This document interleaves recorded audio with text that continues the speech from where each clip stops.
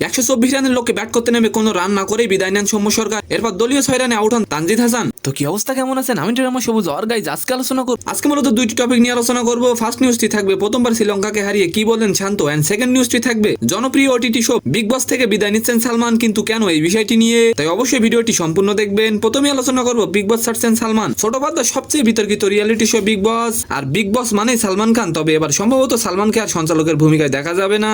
তার পরিবর্তে সেই জায়গায় কে আসবে? নতুন সিজনে বিগ বসের সঞ্চালকের দায়িত্ব দেখা যেতে পারে অনিল কাপুরকে। এদিকে সঞ্চালনা থেকে সালমান খান বাদ পড়ায় খেপেছেন অনুরাগীরা। আর এবার আলোচনা করব টোয়েন্টি বিশ্বকাপে শ্রীলঙ্কাকে হারিয়ে কি বললেন শান্ত, এই বিষয়টি নিয়ে।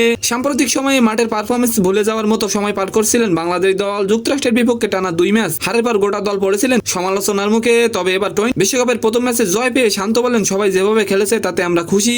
রান চেজ করা সহজ ছিল না, তবে আমরা সত্যি বলতে ভালো ব্যাট করিনি। আজকের উইকেটটা খুব ভালো ছিল।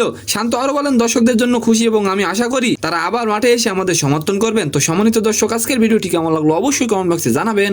আর ভিডিওটি যদি ভালো লাগে অবশ্যই একটি লাইক দিয়ে আমাদের চ্যানেলটিকে সাবস্ক্রাইব করে দিবেন। ধন্যবাদ।